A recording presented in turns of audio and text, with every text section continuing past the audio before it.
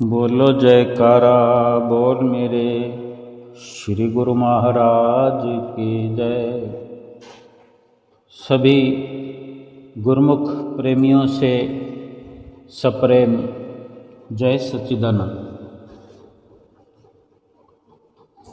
हम सभी गुरुमुख प्रेमियों से, हम सब में से बहुत सारे गुरुमुख श्री दर्शनों पर जाने की तैयारी में लगे हुए हैं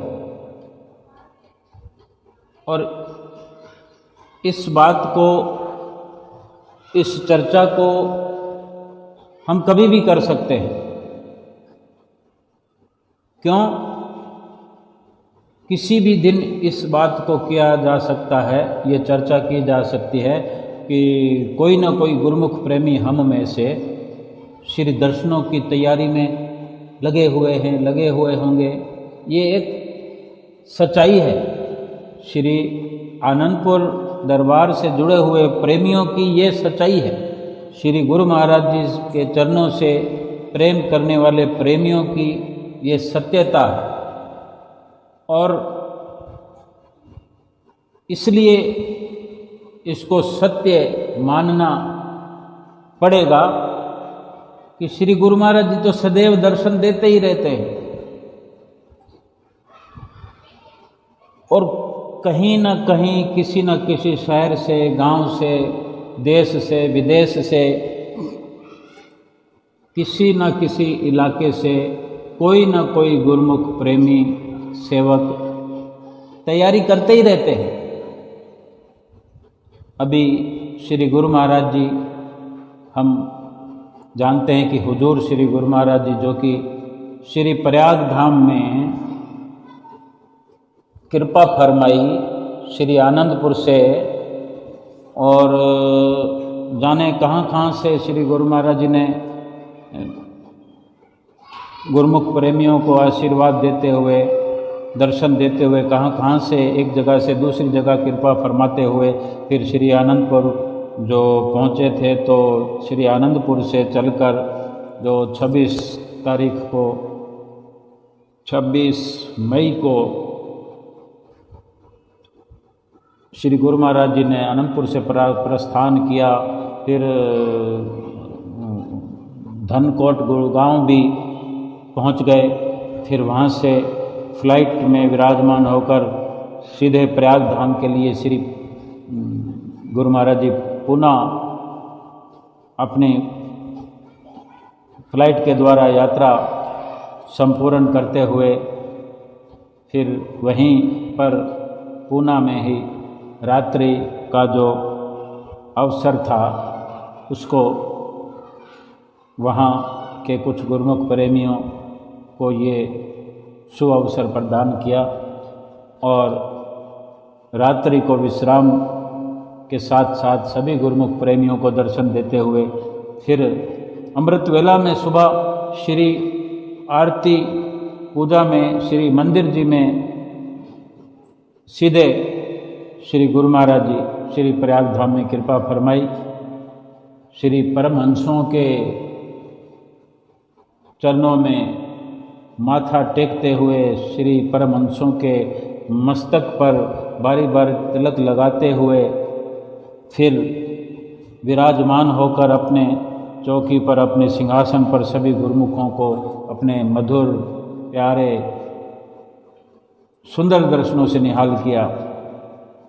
27 मई से लेकर अभी कल यानी 10 जून को सुबह श्री मंदिर जी में ही अपने सुंदर सिंहासन पर विराजमान होकर श्री परमहंसों के साथ अपने श्री दर्शनों से सब गुरुमुख प्रेमियों को निहाल करते हुए श्री मंदिर जी में ही सबको माला माल करते हुए, दर्शनों से भी, सत्संग से भी, आशीर्वाद से भी, प्रसाद से भी, हर प्रकार से माला माल करते हुए 10 जून को यानी 27 मई से 10 जून तक श्री प्रयाग धाम में गुरुमुख प्रेमियों को जो कतारथ किया गुरुमुख प्रेमी वाह वाह करते हुए, और इस बात की चर्चा सारे संसार में रहती है। और इसी दरमियान सभी गुरुमुख प्रेमियों में से जिन जिन को श्री गुरु महाराज जी बुलावा भेजते हैं, अंतर मन से अंतर मन की ओर प्रेरणाएं भेजते हैं, या जिन गुरुमुख प्रेमियों की पुकारें होती हैं, जो प्रयास करते हुए श्री गुरु महाराज जी से अंतर मन में वार्ता भी करते हैं, अपनी विनंती भी करते हैं, आज्ञा भी प्राप्त करते हैं, फिर वही आज्ञा विनंती उनकी बाहर उजागर होती है। यानी तात्पर्य कहने का यही है कि सभी गुरुमुख प्रेमी जो श्री गुरु महाराज जी श्री प्रयाग धाम में कृपा फरमाई तो उससे पहले ही वहाँ पहुँचे हुए थे, और कुछ लोग नज़रें लगाए हुए बैठे थे कि श्री गुरु महाराज जी पहुँचेंगे तो हम भी तत्काल में टिकट करा के, या कोई नज़दीक वाले हैं तो अपने अपने साधन के द्वारा हम श्री गुरु महाराज जी के दर्शनों में पहुँचेंगे। यानी प्रयास में लगे हुए रहे, लगातार आते रहे जाते रहे गुरुमुख प्रेमी, और दर्शनों का लाभ उठाते रहे। कोई आ रहा है, कोई जा रहा है। अब श्री गुरु महाराज जी श्री प्रयाग धाम से चलकर जो अमरधाम मुंबई में कृपा फरमाई, तो इस श्री गुरु महाराज जी के प्रोग्राम का, श्री गुरु महाराज जी के आगमन का वहाँ के आसपास के गुरुमुखों को, प्रेमियों को जो शुभ संदेश मिला, जिसकी उनको आस थी और नज़रें बिछाए हुए बैठे थे, तो वो भी तैयारियां कर रहे थे। और फिर जब ये प्रोग्राम फिक्स हो गया, श्री गुरु महाराज जी यहाँ से जाने वाले थे और वहाँ पहुँचने वाले थे, तो और अधिक तैयारियां करने लगे गुरुमुख प्रेमी। और वहाँ मुंबई के व्यवस्थापक महात्मा जन, भाईजन जो भी होते हैं, उनके द्वारा अपने नज़दीकी गुरुमुख प्रेमियों को संदेश भी मिलता है।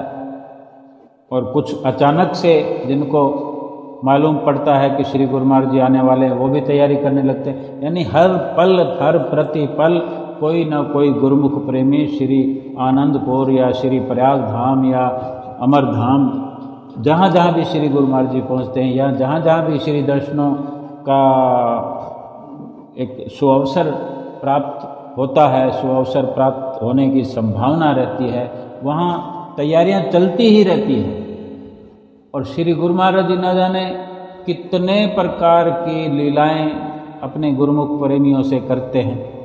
वहाँ उनको जो अवसर प्राप्त होता है श्री दर्शनों का, तो ये श्री गुरु महाराज जी नित्य निरंतर इस प्रकार की लीला रचाते रहते हैं, और गुरुमुख प्रेमियों के दिलों में हलचल मची रहती है। फिर अब जैसा कि 11 और 12 तारीख का संदेश है कि मुंबई में श्री दर्शन होंगे, तत्पश्चात फिर कहीं रुकते रुकाते यानी जल्दी से श्री आनंदपुर कृपा फरवाने वाले हैं, श्री आनंदपुर में पहुंचने वाले हैं, श्री आनंदपुर में आगमन होने वाला है। तो ये भी संदेश सभी जगह, पूरे देश में ही नहीं बल्कि विदेशों तक, जहाँ जहाँ भी गुरुमुख प्रेमी रहते हैं, उनको ये संदेश पहुँच गया है, पहुँच रहा है, पहुँचता रहेगा। क्योंकि जिनको श्री गुरु महाराज जी से प्रेम है, जो श्री गुरु महाराज जी के सेवक हैं, जिनको दर्शनों की अभिलाषा रहती है, जिनको दर्शनों की प्यास रहती है, वो संदेश प्राप्त करने के लिए आकुल रहते हैं, व्याकुल रहते हैं। उनके अंदर एक तड़प सी लगी होती है, या एक निर्धारित समय पर जो ज़रूरत होती है कि मैंने अभी 3 महीने पहले दर्शन किए थे, फिर जाने की तमन्ना है। कोई सोचता है मुझे 6 महीने हो गए, यानी किसी ने अपना 6 महीने का एक बना रखा है अपना शेड्यूल कि 6 महीने में एक बार दर्शन करने ही करने हैं, कोई 3 महीने का अपना प्रोग्राम बना के रखता है, कोई साल में एक बार प्रोग्राम बना के रखता है, या फिर कुछ ऐसे भी गुरुमुख प्रेमी हैं कि जितनी बार मौका मिल जाए ठीक है।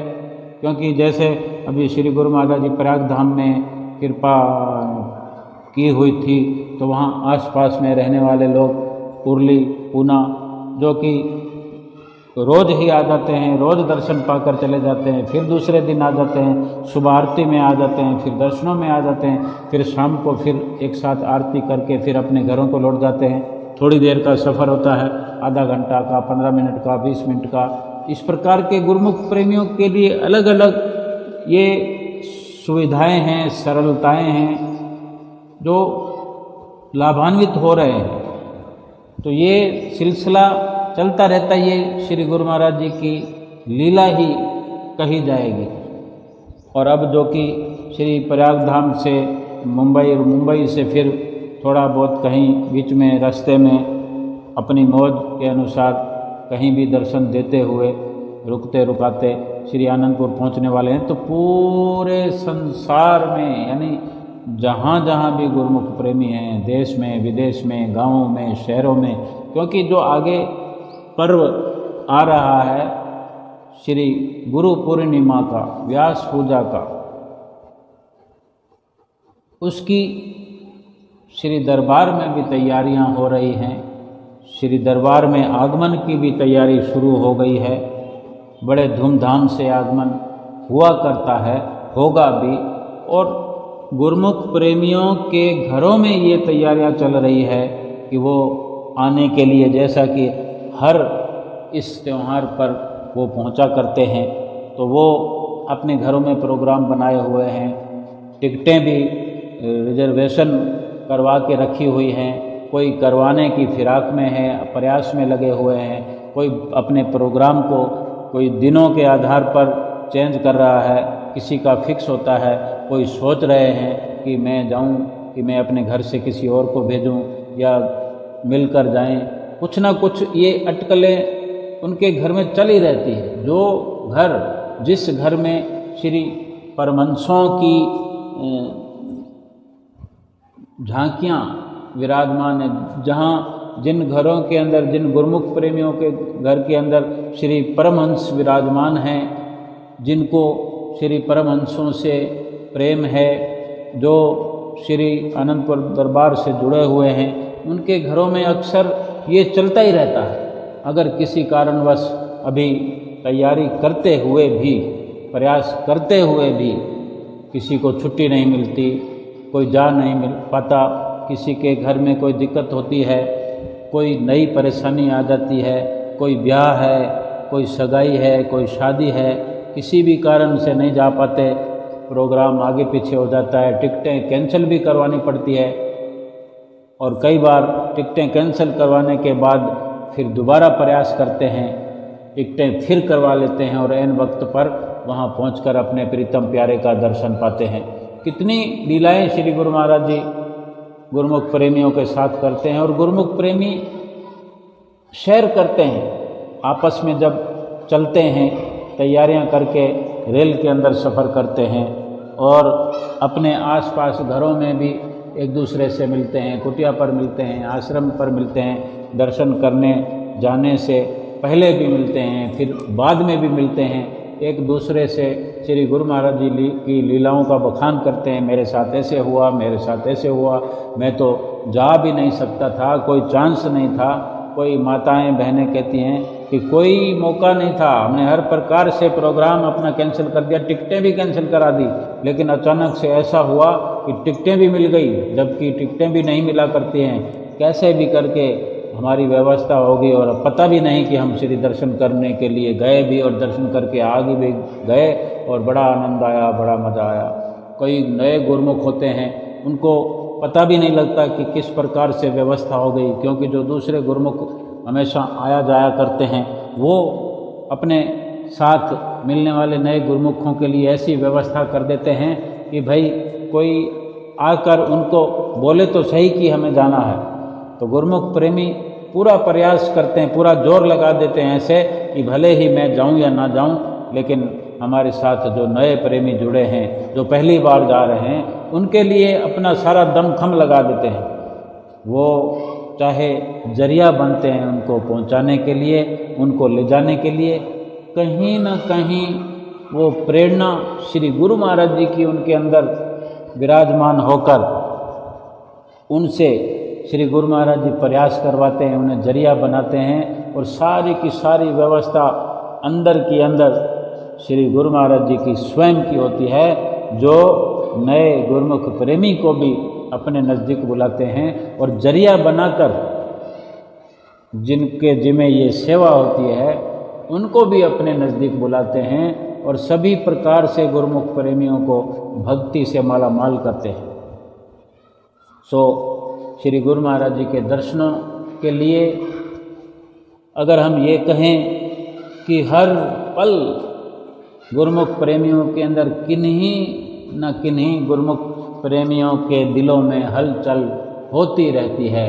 कोई ना कोई गुरुमुख प्रेमी कहीं ना कहीं से तैयार होते रहते हैं, तैयारियां चलती रहती है। श्री दरबार में भी तैयारियां चलती रहती है। सजावट कितने दिनों से शुरू होती है गुरु महाराज जी के आने से पहले। फिर श्री गुरु महाराज जी जब प्रस्थान करते हैं दूसरे आश्रम पर, दूसरे स्थान पर, फिर वो जो सजावट होती है, वो तैयारियां होती हैं, उसको फिर समेटने में कई दिन लगाते हैं। बड़ा खिलारा होता है, बड़ा फैलाव होता है, बड़ा विस्तार से सारा प्रोग्राम होता है, क्योंकि इतना बड़ा घर है, इतने बड़े घर के मुखिया हैं, इतने इस परमपिता परमेश्वर के बच्चे हैं, जिसका कहीं किसी दूसरे परिवार से, किसी और घर से इस घर का, इस परिवार का मुकाबला नहीं है, कोई मेल ही नहीं है। और ना कोई गिनती है व्यवस्थाओं की, ना गिनती है सुविधाओं की, ना गिनती है खान पान पहरान की। हम स्वयं भली भांति विचार कर सकते हैं, बल्कि हम जानते हैं कितने सुंदर सुंदर प्रसाद की व्यवस्था होती है, कितना एक मधुर दृश्य होता है वो। देखो अभी जो शुभराज तिलक का दिवस श्री गुरु महाराज जी की हुजूरी में मनाया गया, तो सुबह श्री मंदिर जी में ही वो लड्डू के डब्बों में दो वो लड्डू और नमकीन के छोटे छोटे पैकेट डले हुए थे, डब्बा पैक था। ये आनंद महोत्सव की बधाई करके, शुभराज तिलक की बधाई करके ये डब्बा श्री गुरु महाराज जी ने बंटवा दिया और ये शुभ पर्व हो गया। उसी के साथ मूंग दाल का हलवा, और एक रफ्तार से एक के पीछे एक चल रहा है, एक डब्बे बांट रहा है, साथ के साथ दूसरा गुरुमुख प्रेमी उसके पीछे चल रहा है कि मूंग दाल का हलवा बांट रहे हैं। और प्लेटें सभी गुरुमुखों को सुंदर सुंदर प्लेटें यूज एंड थ्रो वाली सबको हाथों में सौंप दिए। जो गुरुमुख प्रेमी अंदर श्री मंदिर जी में प्रवेश कर रहे थे उसी वक्त सबको प्लेटें दे रहे थे। फिर भी भूले चुके अलग से भी व्यवस्था हो रही थी, क्यों प्लेट के अंदर भी दो प्रसाद थे, एक मूंग दाल का हलवा, एक खिचड़ी। और वो मूंग दाल का हलवा भी गुरुमुख जिसको ताज़ा ताज़ा गरम गरम उसी वक्त खाना है, खिचड़ी को भी उसी वक्त खाना है, डिब्बे को जेब में रखना है। और फिर साथ के साथ एक कुल्फ़ी का प्रसाद भी साथ है। चार प्रसाद की व्यवस्था बैठे बिठाए सभी गुरुमुख प्रेमियों को। क्या महिमा कर सकते हैं हम, क्या वर्णन कर सकते हैं श्री गुरु महाराज जी की इन लीलाओं का। श्री गुरु महाराज जी के प्रसाद वितरण की कोई हम गाथा का वर्णन कर सकते हैं? श्री गुरु महाराज जी के आगमन की कोई हम अपने जीवा से वर्णन कर सकते हैं? श्री गुरु महाराज जी के जो दार्शनिक नज़ारे हैं, क्या उसका वर्णन हमारी जीवा से हो सकता है? हम कुछ भी नहीं कर सकते। हम केवल इन नज़ारों को अपनी आँखों में भरते रहते हैं और बुद्धि से हमारे परे की बात है। हमारी बुद्धि में इतना कौशल नहीं है इतनी कला नहीं है कि वो समझ पाए। ये मेरे श्री गुरु महाराज जी की लीला है, अपने गुरुमुख प्रेमियों के लिए रचाते हैं। और जब श्री दर्शन हाल में जब लीलाएं होती हैं, कितने, अभी आम का मौसम है, कितने आम टपों के टप ऐसे लुटा देते हैं, और वो गुरुमुख प्रेमी आम को लूटने के लिए इस श्री लीला का नज़ारा देखते हुए, अपने ऊंचे ऊंचे हाथ करते हुए रेलिंगों पर चढ़ के वो आम लूट लूट कर और इस प्रकार से अपने आप को भाग्यशाली बनाते रहते हैं। कितने श्री गुरु महाराज जी की लीलाओं का हम वर्णन करेंगे, समाप्ति नहीं होती। हम तो थक जाते हैं,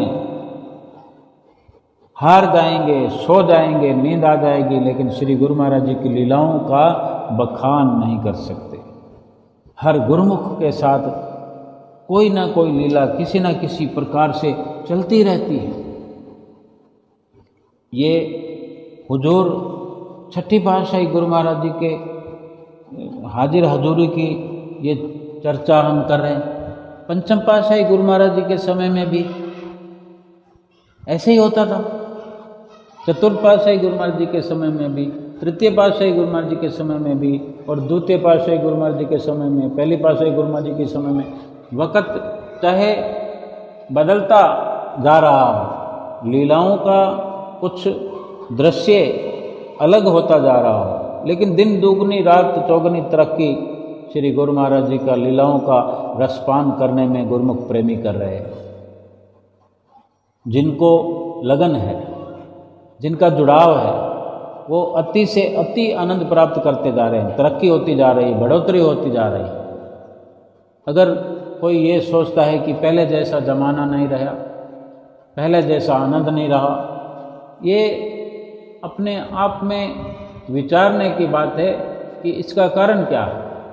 अगर सही प्रकार से विचार किया जाए, सोचा जाए कि पहले जैसे हम नहीं रहे, वक्त तो पहले से अच्छा आ गया, नज़ारे पहले से अधिक है, आज पहले से अधिक प्रसादों की लीला होती है। किस किस प्रकार से प्रसाद गुरु महाराज जी लुटाते हैं। श्रीकार के शीशे से श्री गुरु महाराज जी अपने कर कमलों से गुरुमुख प्रेमियों के हाथों में टोफियाँ दे देते हैं। श्री गुरु महाराज जी के कर कमल गुरुमुख प्रेमियों के भक्तों के हाथों को टच कर देते हैं। ये अधिक से अधिक हमारा सौभाग्य नहीं है तो क्या है। ये तो सुंदर समय का एक नज़ारा हुआ कि पहले से अधिक सुंदर लीलाएं होती हैं। हम में से बहुत से गुरुमुख प्रेमी श्री दर्शनों पर जाने की तैयारी में लगे हुए ही रहते हैं, लगे हुए हैं, और कुछ गुरुमुख तो उस दिन का इंतजार कर रहे हैं जिस दिन वे श्री दर्शनों पर जाएंगे, क्योंकि श्री दर्शन जो है बहुत ही सौभाग्य से प्राप्त होते हैं। और हम ये हर कोई सोचे, हम सब ये सोचें कि ये हम उच्चारण करते हैं रोज़, श्री आरती में, स्तुति में गायन करते हैं, शाम की संध्या वेला की आरती में ये शब्द हम बोलते हैं, भाग बड़े गुरु दर्शन पाए, जन्म मरण के त्रास मिटाए। यानी भागशाली हैं हम, बड़े भागों वाले हैं जो सतगुरु के दर्शन हम प्राप्त कर रहे हैं। जन्मों मरणों की, ये जन्म मरण की त्रास नहीं मिटा रहे हैं, जन्म मरण की त्रास मिटा रहे हैं, यानी दुखों से छुटकारा पा रहे हैं। जो दर्शनों का सौभाग्य प्राप्त करता है गुरुमुख, कितना भाग्यशाली है। रोज हम अपने ही मुख से गायन करते हैं, उच्चारण करते हैं, हम इसका अंदाज़ा नहीं लगा सकते कि हम कितने भाग्यशाली हैं, लेकिन कह तो सकते ही हैं कि हम बड़े भाग्यशाली हैं। इसको महसूस कर सकते हैं, जितना चाहें कर सकते हैं, जितना बढ़ाना बढ़ा सकते हैं, अपने भागों को जितना बढ़ाना हो बढ़ा सकते हैं। हम जितना अपने आप को भाग्यशाली समझना चाहें समझ सकते हैं। रुकावट सिर्फ अपने ही विचारों में है, लेकिन श्री गुरु महाराज जी ने जो हमें भाग्यशाली बनाया है, कहीं कोई सीमा नहीं लगाई, कहीं कोई फुल स्टॉप नहीं लगाया, कहीं कोमा नहीं लगाया, कोई कहीं बाउंड्री नहीं बनाई। कि भाई तुम इतने भाग्यशाली हो। ये हम पर निर्भर है कि हमारा दामन कैसा, हमारी झोली कैसी है, हमारी सोच कैसी है। हम उसी प्रकार अपने आप को भाग्यशाली समझ सकते हैं, भाग्यशाली बना सकते हैं। लेकिन हम ये सच्चाई जान लें कि न जाने हम कितने भाग्यशाली हैं, ठीक ठीक अंदाज़ा भी नहीं लगा सकते। क्योंकि ऐसे गुरुमुख भी हैं जो चाहते हुए भी किसी कारणवश श्री दर्शनों पर जा नहीं सकते। हम भली भांति इस बात को समझते होंगे और किन्हीं गुरुमुख प्रेमियों के बारे में जानते भी होंगे। हमें सुनने को मिलता है, देखने को भी मिलता है, जो ऐसा कहते हुए नजर आते हैं कि क्या करें, हम चाह कर भी नहीं जा नहीं सकते, हम जाना चाहते हैं लेकिन जा नहीं सकते।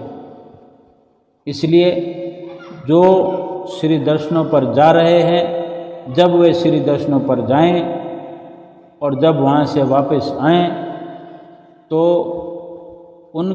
उसके बीच का हर पल केवल प्रेम और अंदरूनी भक्ति में लगाने का प्रयास करें।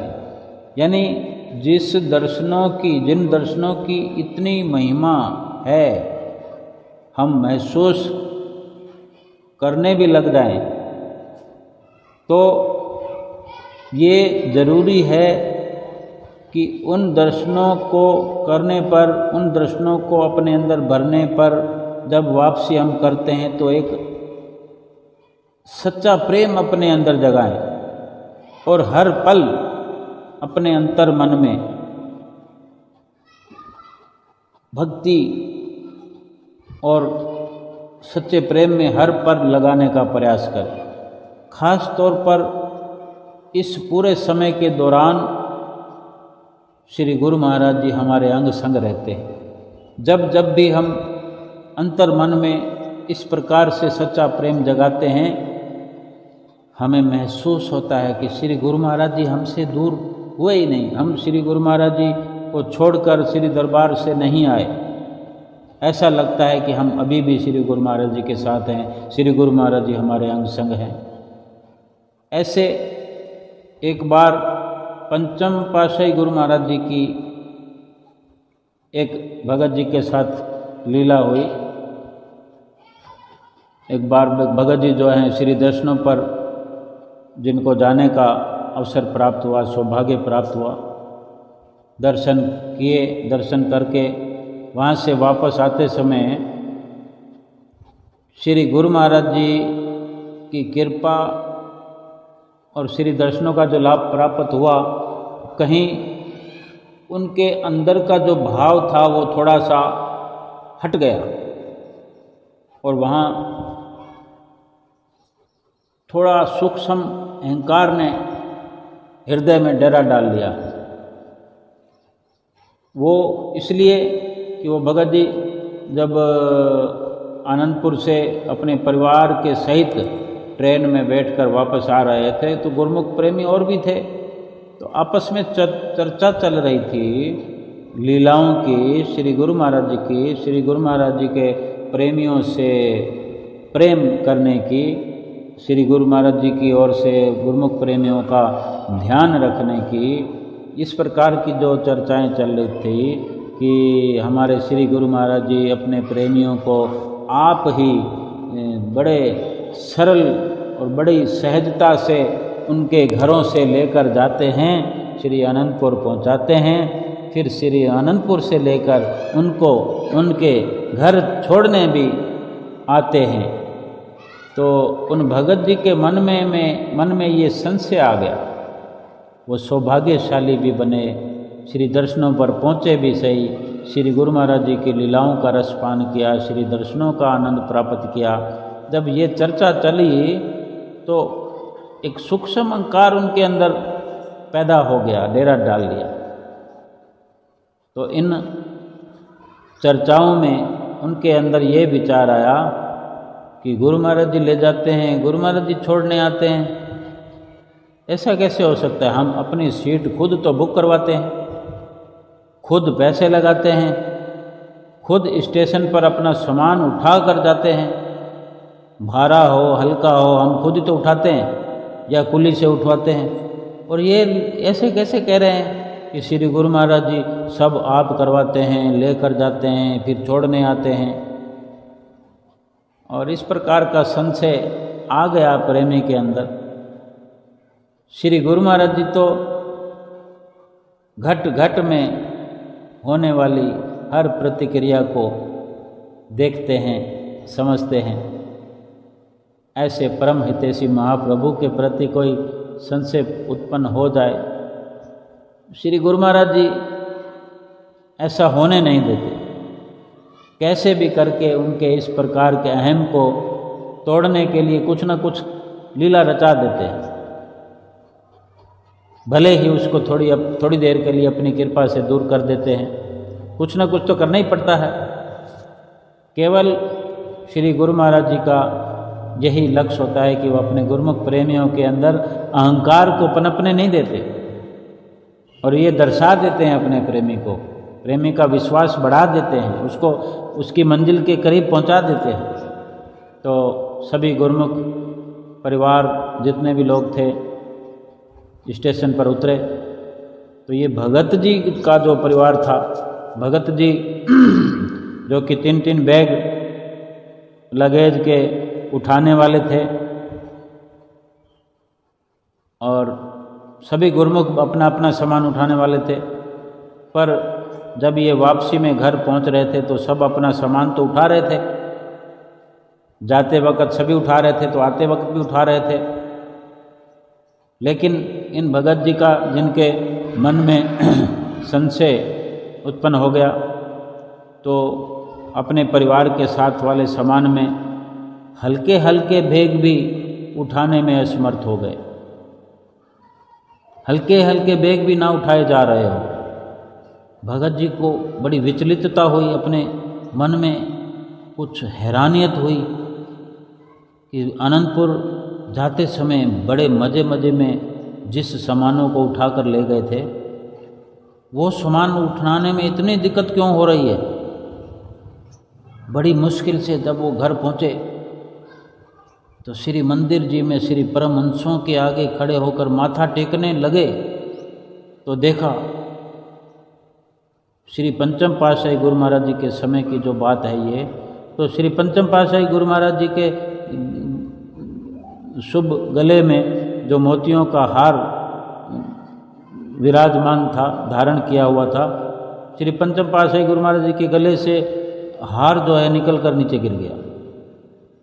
कुछ भी नहीं हुआ, ना कोई हाथ लगा, ना कुछ ऐसा हुआ कि हार गिर जाए, अचानक से हार नीचे गिर गया।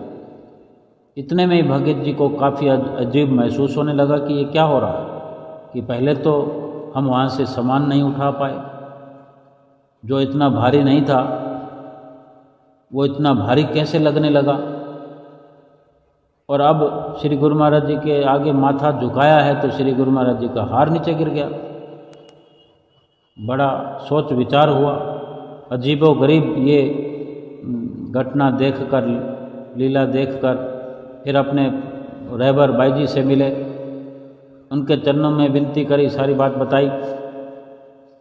तो बाई जी ने फरमाया, भगत जी, श्री गुरु महाराज जी ने आपको कुछ दर्शाया है, कुछ समझाया है कि कहीं आपको संशय आया होगा। तो भगत जी ने संशय बताया भी, और उस वक़्त भी जब ये चर्चा चल रही थी उन्होंने ये उस वक़्त जिक्र किया भी था। तो बाई जी ने कहा कि तुम्हारा जो संशय था कि गुरु महाराज जी कैसे घर पर छोड़ने आते हैं, कैसे लेके जाते हैं, हम खुद ही तो सामान उठाते हैं, खुद टिकटें बुक करवाते हैं, खुद ही सब कुछ करते हैं, फिर गुरु महाराज जी ये सब कैसे करते हैं। तो ये श्री गुरु महाराज जी ने तुम्हें समझाने के लिए कि वास्तव में श्री गुरु महाराज जी अपने बच्चों को घर से लेकर जाते हैं, अपने बच्चों को श्री दरबार में बड़े सुख सुविधाओं में रख करके उन्हें श्री दर्शनों से, सेवा से, प्रसाद से, भक्ति से माला माल करके अपने तन पर कष्ट सहन करते हुए हर चीज़ का ख्याल रखते हैं। और वास्तव में छोड़ने आते ही हैं। और श्री गुरु महाराज जी के आगे बाई जी नतमस्तक होने लगे कि हे गुरु महाराज जी, आप कितने दयालु हैं, कितने परोपकारी हैं। ये सुनकर भगत जी की आंखों में फिर आंसू आ गए और श्री गुरु महाराज जी के आगे दंडवत प्रणाम करते हुए क्षमा याचना की और माथा टेका और सारा संशय भ्रम भगत जी के हृदय से काफूर हो गया, बिल्कुल दिल साफ हो गया। ऐसे गुरुमुख प्रेमियों के चित्त में अक्सर संशय आया करते रहते हैं। जैसे संसार में प्रायकर कुछ देखा जाता है कि चाहे संसारिक लोग हों, गुरुमुख प्रेमियों के अंदर भी संसारियों जैसे संसार आ जाते हैं, संसारियों जैसे विचार आ जाते हैं, संशय हो जाते हैं। तभी तो श्री गुरु महाराज जी को लीला रचानी पड़ती है अपने गुरुमुख प्रेमियों के लिए। गुरुमुख प्रेमियों का तो सर्वस्व श्री गुरु महाराज जी स्वयं संभालते हैं, क्योंकि गुरुमुख प्रेमी जो हैं वो श्री गुरु महाराज जी के हम अबोध बालक हैं, नादान बच्चे हैं। श्री गुरु महाराज जी तो ध्यान रखेंगे और कौन रखेगा, जब हमको उन्हीं का आसरा है, उन्हीं का भरोसा है। लेकिन जब कभी कभी माया के वशीभूत होकर जब संशय पैदा हो जाते हैं, लेकिन श्री गुरु महाराज जी तो स्वयं मायापति हैं। माया श्री गुरु महाराज जी की दासी है। कैसे भला श्री गुरु महाराज जी अपने गुरुमुख प्रेमियों को माया के चंगुल में फंसने देंगे। संसार के लोगों की जो एक प्रतिक्रिया देखने में आती है, प्रायकर देखा जाता है कि लोग ऐसे बहुत से अच्छे काम करते हैं, बहुत से लोग बहुत से अच्छे अच्छे काम करते हैं, अच्छे काम करते हैं तो गलतियां भी करते रहते हैं। जब अच्छा काम कोई करता है तो बड़े प्रसन्न होता है और मन में भी सोचता है और कहता भी है कि मैंने अच्छा काम किया, मुझे अच्छा फल मिलेगा, मेरी अच्छी मंजिल होगी। भगवान को सब मालूम है, क्योंकि वो तो देखता है और उसने देखा कि मैंने अच्छा काम किया तो मुझे सुख मिलेगा। इस प्रकार लंबी एक फहरिस्त बना लेते हैं अपने कर्मों की, अपने अच्छे कामों की। ये बात ठीक है, जब कोई व्यक्ति अच्छा काम करता है तब कुछ दूसरे लोग जो होते हैं, कुछ मतलब परस्ती वाले या कोई विरोध करने वाले, वो उसके अच्छे काम का विरोध भी करते हैं, उसे अनेक प्रकार से नुकसान भी पहुंचाते हैं। ऐसी स्थिति में अगर कोई हानि हो जाए तो उसकी ईश्वर पूर्ति भी कर देता है, क्योंकि वो न्यायकारी है। वो नज़र रखता है कि अच्छे काम का नतीजा तो अच्छा ही होता है, थोड़ा समय लग सकता है, थोड़ा बदलाव आ जाता है, थोड़ा समय आगे पीछे कर देता है, और मूर्खों को, दुष्टों को दंड भी देता है। पर इसी के साथ दूसरी बात और मेल करने वाली है, मिलान करने वाली है कि जब कोई गलत काम करता है, चाहे वही व्यक्ति कभी गलत काम करे, तो क्या उसे ईश्वर नहीं देखेगा? क्या फिर गलत कर्मों का फल गलत नहीं देगा? अगर अच्छे कर्म का फल अच्छा मिलता है और उसका विरोध करने वालों को वो दंड भी देता है, जब अच्छे कर्म करने वाला बुरा कर्म करेगा तो क्या उसको ईश्वर नहीं देखेगा? उसका भी फिर गलत परिणाम होगा, क्योंकि ईश्वर जो है पक्षपात से रहित है, किसी का पक्षपात नहीं करता, कुदरत न्याय करती है। और उस वक़्त भी उस व्यक्ति को ये सोचना चाहिए कि अगर गलत काम किया है तो ईश्वर तो जानता ही है, इसका परिणाम फिर गलत ही होगा। सोचने वाली बात है कि जब कोई व्यक्ति अच्छा काम करेगा और कोई दुष्ट व्यक्ति उसके काम का विरोध करेगा, तब तो वो ये सोचता होगा कि ईश्वर मेरा रक्षक है, बचा लेगा सबसे।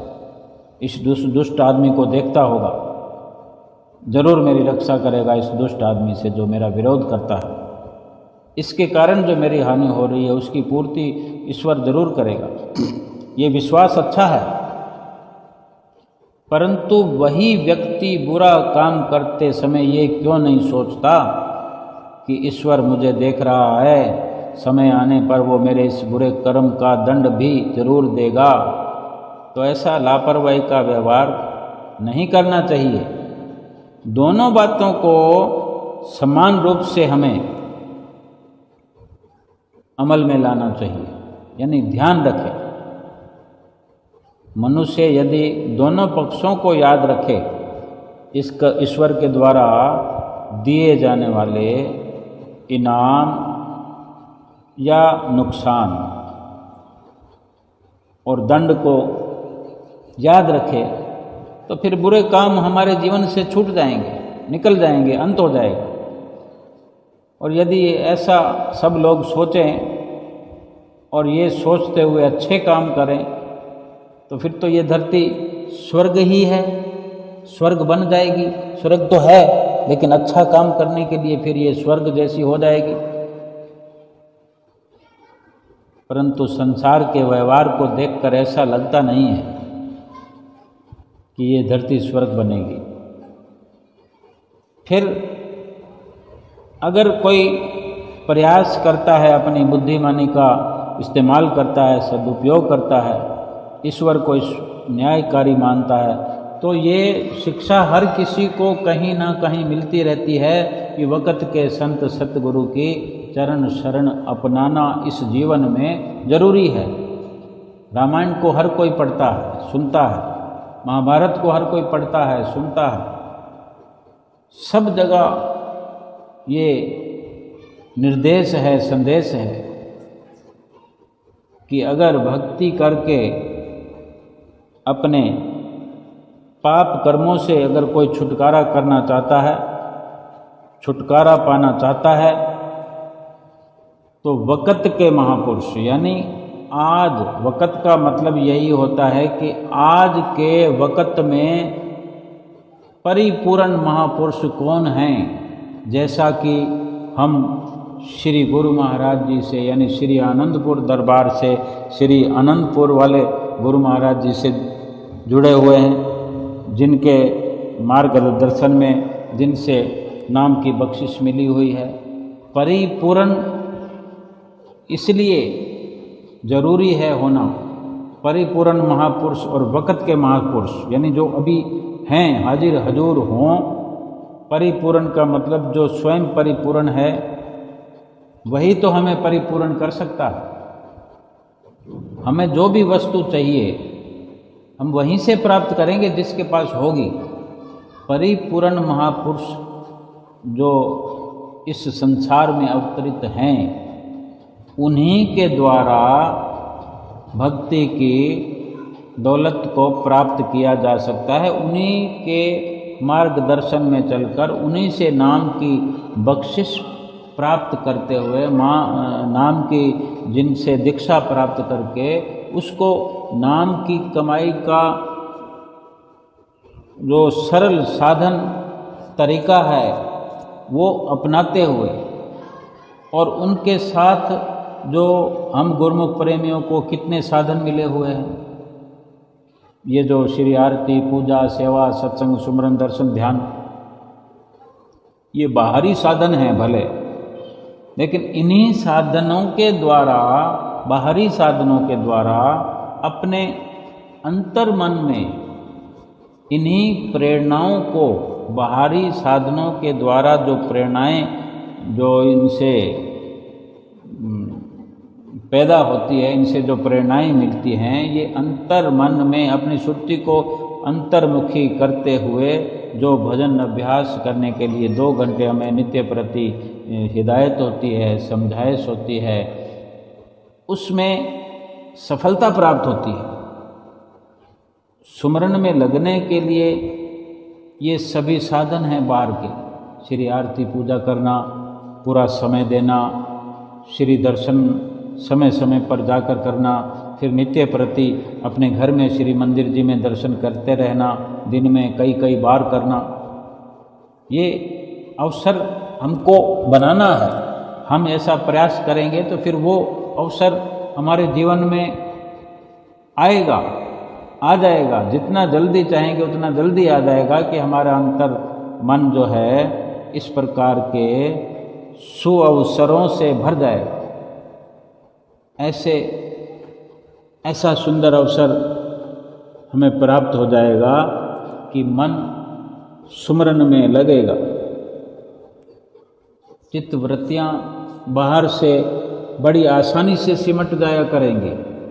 हम चाहे सड़क से चलकर आ रहे हों, बाजार से चलकर आ रहे हों, मित्रों से मिलकर आ रहे हों, शादी विवाह में जाकर आ रहे हों, हजारों लोगों से मिलकर आ रहे हों, हजारों लोगों की भीड़ के अंदर सबसे दुआ सलाम करते हुए आ रहे हों, लेकिन हमारे चित्त में जो हमने एक अलख जगाई है, नाम को जो धारण किया है, और इन नित्य नियमों की जो हम नित्य प्रति पालना करते हैं, उसमें कुछ अधिक समय नित्य प्रति देते हैं। हम जो हजारों लोगों से मिलते हैं, रोज नहीं मिल सकते, कभी किसी से कभी किसी से, लेकिन नित्य नियम रोज करते हैं। अगर श्री आरती पूजा हमें 2 समय करनी है, अगर श्री आरती पूजा में केवल 25 मिनट लगते हैं, 20 मिनट लगते हैं, सुबह भी लगेंगे, शाम को भी लगेंगे, तो रोज उन शब्दों को सुनना है, उन पर विचारना है, आरती को हाथ में लेना है। आरती को हाथ में लेकर हम घुमा रहे हैं, सामने श्री परमहंसों के दर्शन कर रहे हैं। वो चित्तवृत्तियाँ कहीं ना कहीं हमारी एक मजबूती से अंतर की ओर प्रवृत्त हो रही है, हम कर रहे हैं और हो रही है, और इस प्रकार के प्रयास सफल होते हो। फिर गुरु महिमा का भी गायन है। जिस प्रकार के शब्दों का हम गायन करते हैं, उन शब्दों पर विचार करते चले जाते हैं। यानी अब हमने इन नियमों को अपना लिया है, सहजता से अपना लिया है, अपना बना लिया है, और भजन अभ्यास करने की फिराक में है, तो वो शुभ अवसर हम स्वयं बना रहे हैं। सतगुरु की कृपा से, उनकी आज्ञा से हम जो प्रयास कर रहे हैं, वो हमारे प्रयास फिर सफल होते चले जाते हैं। वक़्त के महापुरुषों में ही ये एक मार्गदर्शन करने की क्षमता होती है कि किस प्रकार गुरुमुख प्रेमियों को भक्ति मार्ग में दृढ़ करना है, आगे बढ़ाना है, बिल्कुल पक्का बनाना है। सो बना रहे हैं और अपने गुरुमुख प्रेमियों को अपनी नज़दीकी में बुला कर दर्शनों से माला माल कर रहे हैं। बोलो जयकारा बोल मेरे श्री गुरु महाराज की जय।